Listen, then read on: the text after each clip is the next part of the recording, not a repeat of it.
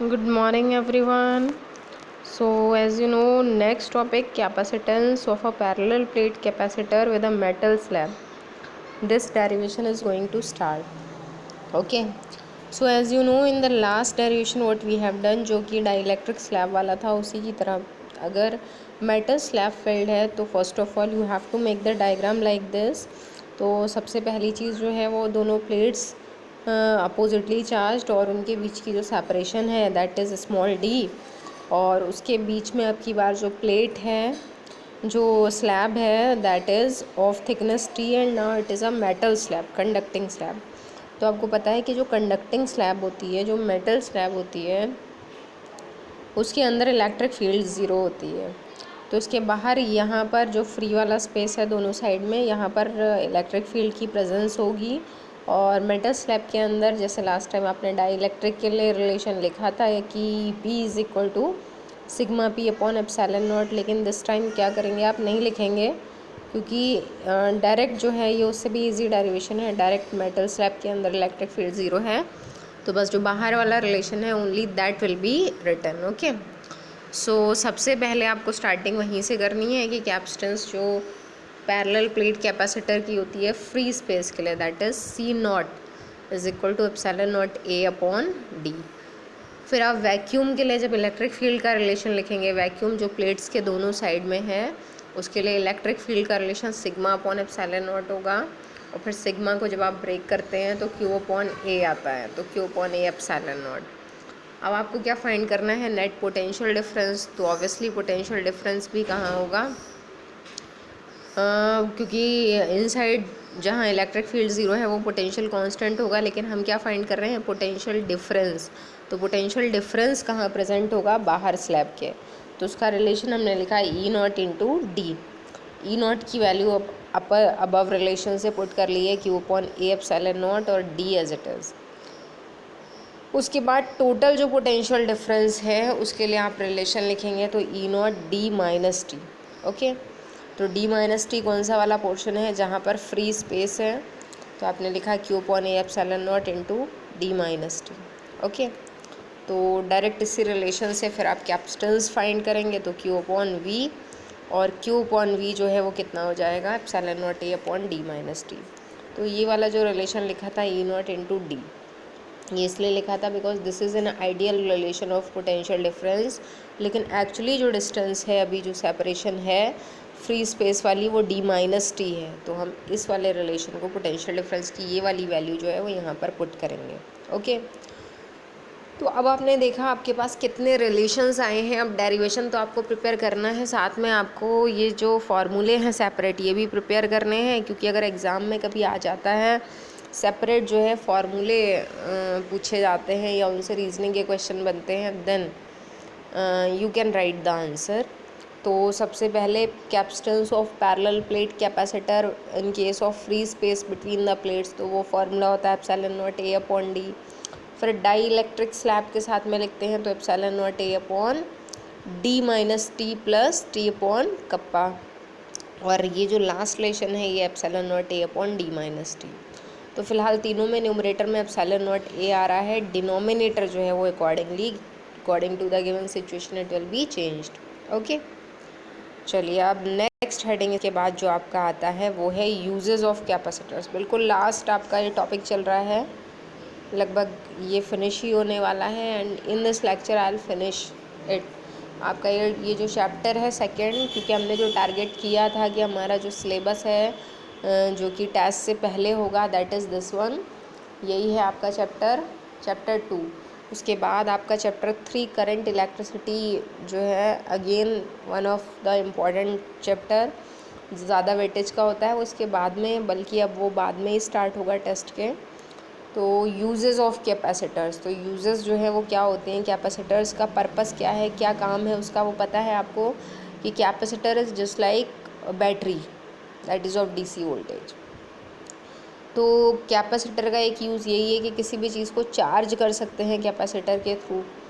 और यहाँ लिखा है to produce electric fields of desired patterns. जिस भी टाइप की हमें electric desired patterns in the sense कि जो कैपेसिटर है उसके साइज़ पे डिपेंड करता है. आपने देखा होगा कि अगर बड़ा साइज़ है तो यूनिफॉर्म इलेक्ट्रिक फील्ड लाइंस मिलेंगी। अगर छोटा साइज़ है, जो आपने पैरेलल प्लेट कैपेसिटर्स यूज़ किए हैं ना, उनकी बात हो रही है, तो अगर साइज़ थोड़ा छोटा है तो जो इलेक्ट्रिक फील्ड लाइंस होती हैं साइड से एडजस्ट से कर्व्ड हो जाती हैं, तो जिस भी टाइप की इलेक्ट्रिक फील्ड चाहिए है उसके लिए इसको यूज़ कर सकते हैं।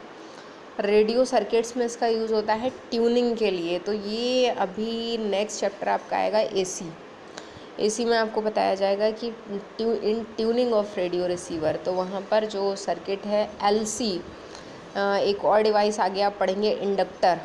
तो इंडक्टर और कैपेसिटर दोनों का यूज़ होता है। तो जो सर्किट्स होते हैं रेडियो सर्किट्स, उनकी ट्यूनिंग की जाती है। तो आपने थोड़ा सा इसका हिंट पढ़ रखा होगा कि रेडियो जो सिग्नल्स कैच करता है, तो बहुत सारी फ्रीक्वेंसीज़ की प्रेजेंस में जो डिज़ायर्ड फ्रीक्वेंसी है उसको कैच करके और उसका जो प्रोग्राम है वो प्ले कर सकता है।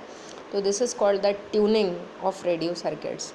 नेक्स्ट है for producing rotating magnetic fields in induction motors. ये भी आपको आगे नेक्स्ट चैप्टर जो मैग्नेटिज्म है उसमें बताया जाएगा कि रोटेटिंग मैग्नेटिक फील्ड को कैसे प्रोड्यूस कर सकता है कैपेसिटर।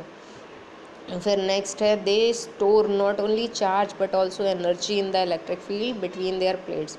तो ये तो क्लियर है कि सिर्फ चार्ज को ही स्टोर नहीं करता है, बल्कि जहाँ भी चार्ज स्टोर होगा ऑब्वियसली वहाँ इलेक्ट्रिक फील्ड भी स्टोर हो जाएगी, और उसको electrostatic energy of the capacitor बोलते हैं, क्योंकि जो एनर्जी है वो स्टैटिक स्टेट में होती है, रुकी हुई है, जब तक कि कैपेसिटर को डिस्चार्ज नहीं किया जाता। ओके, तो ये 4 जो है यूजेस हैं कैपेसिटर्स के, आपको इनको प्रिपेयर करना है, क्योंकि ये यूजेस ऐसे डायरेक्ट क्वेश्चन तो नहीं आता है, लेकिन कभी कभी 3 या 5 मार्क्स के पार्ट्स में ये हो सकता है। फिर जो अब मैं कराने जा रही हूँ next heading, effect of dielectric on various parameters. ये बहुत इम्पॉर्टेंट, मोस्ट इम्पॉर्टेंट टॉपिक है, क्योंकि ये टॉपिक जो है रीजनिंग में आता है। बहुत सारे क्वेश्चन इसके, कई बार बहुत रिपीटेड क्वेश्चन आते हैं इसके।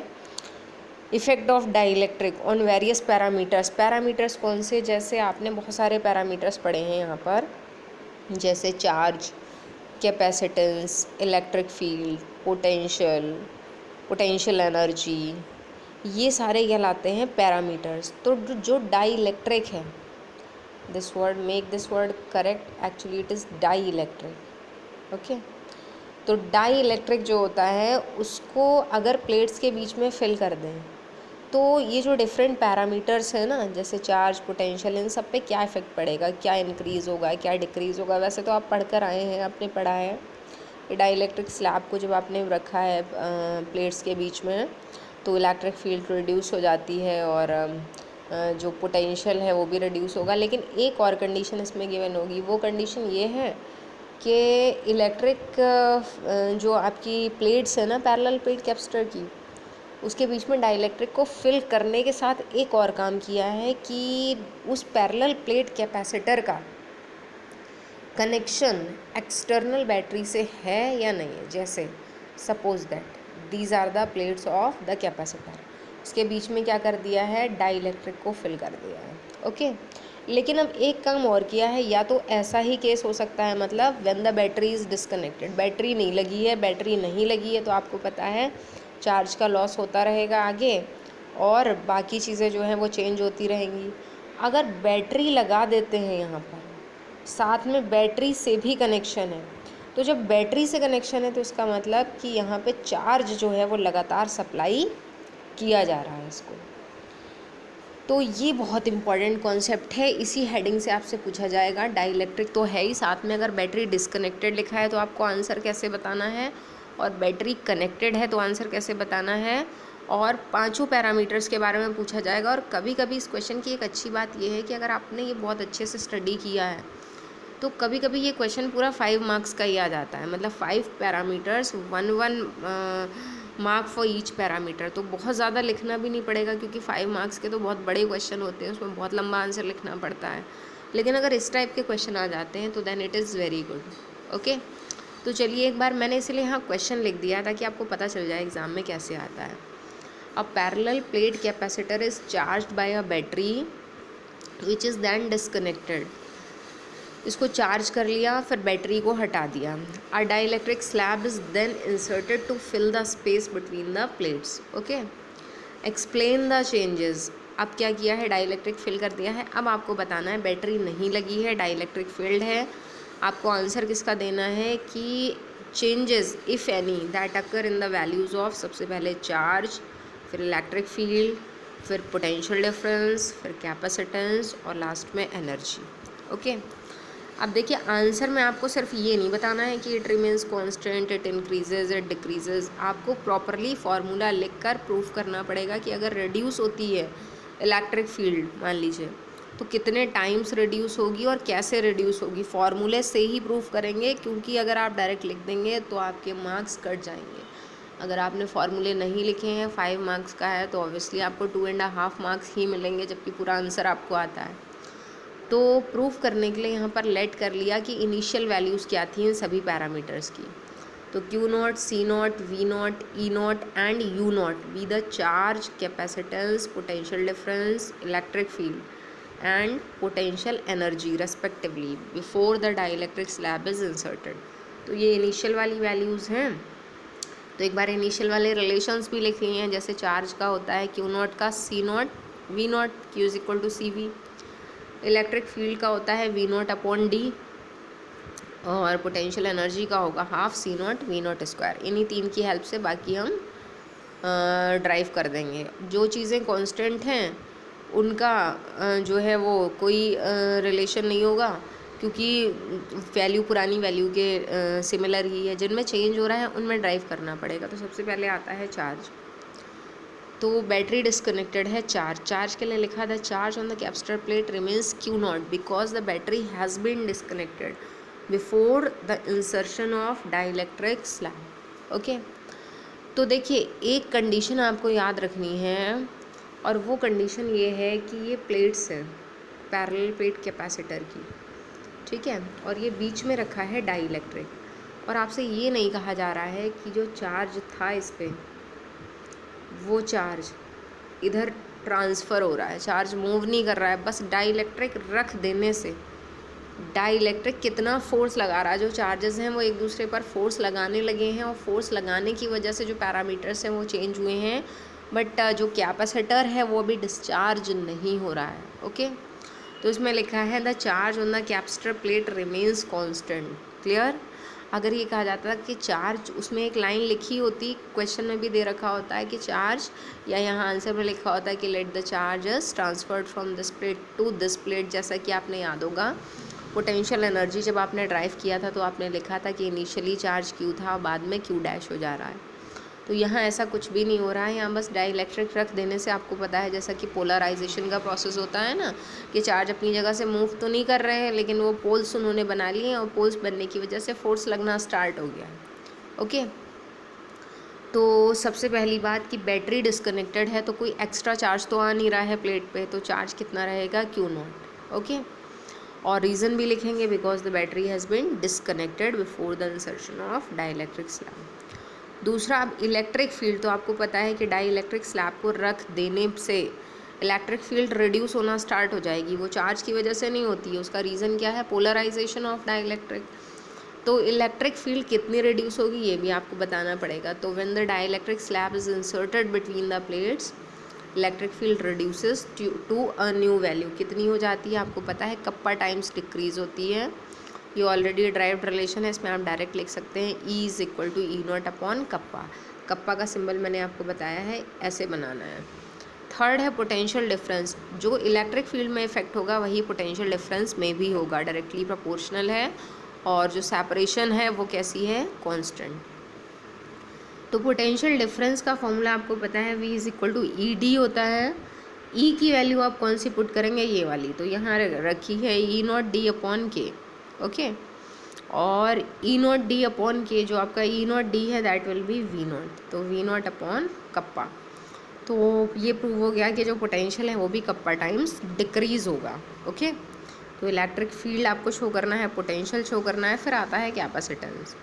कैपेसिटेंस जो है वो हर एक केस में इंक्रीज़ ही होगी, क्योंकि अगर इलेक्ट्रिक फील्ड रिड्यूस हो रही है और charge is ready to transfer from one plate to another, इसका मतलब कि जो प्लेट है उस पर फ्री स्पेस जब बनेगा तो चार्ज किसी भी एक्सटर्नल सोर्स से अगर हम प्रोवाइड करेंगे तो that can take place on the plate. Okay, तो इसलिए कैपेसिटेंस को हम यहाँ प्रूफ कर देंगे फार्मूले से, क्योंकि ये एक ऐसा प्रोसेस है जिसमें चार्ज का ट्रांसफ़र तो नहीं हो रहा है, तो प्रैक्टिकली ये बता पाना कि कैपेसिटेंस कैसे इंक्रीज़ होगी ये मुश्किल है। लेकिन यहाँ पर ये मान के चलेंगे कि कैपेसिटेंस जो है उसका जो प्रूफ है that is from this relation, कि कैपेसिटेंस क्या है, Q not upon V. Relation क्या होता है, क्यू नॉट अपॉन वी। यहाँ जब हम वी, क्योंकि पोटेंशियल पे डिपेंड करती है कैपेसिटेंस, तो जब हम वी का ये वाला रिलेशन यहाँ पुट करेंगे तो जब ये सिंप्लीफाई होगा तो कप्पा कहाँ आ रहा है न्यूमरेटर में, Q not upon V not, और ये आ जाएगा कप्पा सी नॉट, यानी कि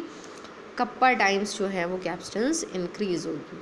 ओके, तो कैपेसिटेंस जो है वो इस कंडीशन में ऑलवेज इट विल इंक्रीज़, क्योंकि हम जस्ट अ मोमेंट बस ये समझ लीजिए कि चार्ज फ्लो तो नहीं हो रहा है, हम उसको मान रहे हैं क्योंकि हम इलेक्ट्रोस्टैटिक एनर्जी बोलते हैं पोटेंशियल एनर्जी को, और हमें उसका रिलेशन ड्राइव करना है। तो चार्ज फ्लो तो नहीं हो रहा है, ट्रांसफ़र तो नहीं हो रहा है, बट जो केस है वो ट्रांसफ़र होने से जस्ट पहले का है, इसलिए कैपेसिटेंस इंक्रीज़ हो रही है। फिफ्थ है एनर्जी स्टोर्ड। तो एनर्जी जो है, क्योंकि जब ऑब्वियसली चार्ज फ्लो होना स्टार्ट हो जाएगा और फोर्स लग रहा है चार्ज को मूव करने के लिए, क्योंकि उसके सामने अपोजिटली चार्ज प्लेट है, पोलराइजेशन की वजह से जो चार्जेस हैं वो पुल कर रहे हैं गिवन पॉजिटिव चार्ज को, तो उस कंडीशन में ऑब्वियसली पोटेंशियल एनर्जी क्या होगी, रिड्यूस, क्योंकि पोटेंशियल एनर्जी जो है वो कांस्टेंट तब रहती जब कैपेसिटर के सामने, उसकी एक प्लेट के सामने दूसरी प्लेट की प्रेजेंस नहीं होती, वहाँ चार्ज मूव किसी भी कंडीशन में नहीं कर सकता था। दूसरे चार्जेस की प्रेजेंस है, इसका मतलब obviously potential energy will decrease. तो half C V square relation लगाया, इसमें दोनों वैल्यूज़ लगा दी, सी की वैल्यू कप्पा सी नॉट और वी की value V naught upon kappa. जब इसको सॉल्व करेंगे तो 1 अपॉन कप्पा हो जाएगा, क्योंकि स्क्वायर है इसका, C not V not square, या फिर half C not V not जो है क्या बन जाएगा, यू नॉट अपॉन कप्पा। तो ये क्लियर है, रिलेशन बता रहा है कि पोटेंशियल एनर्जी क्या हो जाएगी, डिक्रीज़, कितने टाइम्स, कप्पा टाइम्स। एक बार रिकॉल कर लीजिए इन पैरामीटर्स को। जो कांस्टेंट रहता है हमेशा शुरुआत वहाँ से करते हैं, आपको 6 पैरामीटर्स यहाँ स्टडी करने हैं ना। तो देखिए 6 पैरामीटर्स में एक्चुअली 6 नहीं है, ये 5 ही हैं, बाय मिस्टेक यहाँ जो नंबर है वो मिसिंग है, 3 नंबर नहीं आया ना, एक्चुअली ये 5 पैरामीटर्स ही हैं। तो सबसे पहले कौन सा आता है, जो कांस्टेंट रहता है। तो यहाँ कांस्टेंट बैटरी डिस्कनेक्टेड के साथ में याद रखिएगा कांस्टेंट क्या रहेगा, चार्ज, क्योंकि बैटरी ही चार्ज को ट्रांसफ़र करने का काम करती है। तो चार्ज जितना था उतना ही रहेगा किसी भी चीज़ में, किसी भी कंडक्टर में जिसके साथ बैटरी नहीं लगी है, तो हमेशा चार्ज सेम रहेगा। तो चार्ज के बाद आता है इलेक्ट्रिक फील्ड, और पोटेंशियल दोनों ही रिड्यूस होंगे क्योंकि डाई इलेक्ट्रिक फील्ड है। तीसरा है कैपेसिटेंस, वो दोनों केसेस में इंक्रीज़ होगी, चाहे बैटरी कनेक्टेड हो या डिसकनेक्टेड, क्योंकि वो डिपेंड करती है बस डाई इलेक्ट्रिक पे। और एनर्जी, क्योंकि charge is going to transfer, इसलिए पोटेंशियल एनर्जी क्या होगी, डिक्रीज, रिड्यूस। अब दूसरा केस है इसका कि अगर वही कंडीशन है, parallel plate capacitor is charge by a battery और battery remains connected, battery connected है, फिर क्या किया है, डाइलेक्ट्रिक स्लैब को इंसर्ट किया है। अब आपको बताना है कि इन सब पैरामीटर्स पर क्या इफेक्ट पड़ेगा। वही 5 पैरामीटर्स है, इतना पोर्शन सेम है, इनकी इनिशियल वैल्यू ऐड कर ली है और फॉर्मूले लिख लिए हैं। अब आपको पता है जब बैटरी कनेक्टेड होती है तो पीडी कांस्टेंट रहता है, पोटेंशियल डिफरेंस कांस्टेंट रहेगा, तो इसको डायरेक्ट लिख दिया, पीडी रिमेन्स कांस्टेंट। और जब पीडी पे जो इफेक्ट पड़ेगा वो इलेक्ट्रिक फील्ड पे पड़ेगा, जो इलेक्ट्रिक फील्ड का है वो पीडी का है, क्योंकि सेपरेशन कांस्टेंट है, तो इलेक्ट्रिक फील्ड भी कैसी रहेगी, कांस्टेंट। कैपेसिटेंस मैंने बता दिया, हमेशा इंक्रीज़ होगी, डाइलेक्ट्रिक फील्ड है। अब आता है चार्ज। तो चार्ज क्या होगा, क्योंकि बैटरी कनेक्टेड है, ऑब्वियसली चार्ज लगातार मिल रहा है, तो चार्ज क्या होगा, बढ़ेगा, इंक्रीज़ होगा, कितने टाइम्स, कप्पा टाइम्स। तो यहाँ Q is equal to C V, C जब बढ़ जा रही है कप्पा सी नॉट हो जा रही है, वी नॉट तो कांस्टेंट है, तो ये हो गया kappa Q not, kappa times increase होगा। और लास्ट है एनर्जी स्टोर, तो एनर्जी भी बढ़ेगी क्योंकि बैटरी कनेक्टेड है, चार्ज लगातार आता जा रहा है, तो आपने फार्मूला लिखा half C V square, C जो है कप्पा सी नॉट और V naught as it is, तो half kappa C not V not square और half C not V not square क्या हो जाएगा, यू नॉट। तो एनर्जी जो है वो कप्पा टाइम्स इंक्रीज़ हो जाती है। तो ये बहुत इंपॉर्टेंट क्वेश्चन है, इन सारे पैरामीटर्स में 2 केसेस हैं, किस में क्या चेंज होगा, बहुत अच्छी तरह से ध्यान रखिए, ओके, और इसकी प्रिपरेशन करिए। उसके बाद आपका बचता है सिर्फ एक लास्ट टॉपिक इस चैप्टर का, जो मैंने यहाँ लिखा है, और एक जो न्यूमेरिकल्स हैं वो न्यूमेरिकल्स मैंने यहाँ पर अभी प्रैक्टिस नहीं कराए हैं। In the last I will make you practice about numericals, okay. तो यहाँ पर देखिए क्वेश्चन है, एक लास्ट टॉपिक है discharging action of sharp points.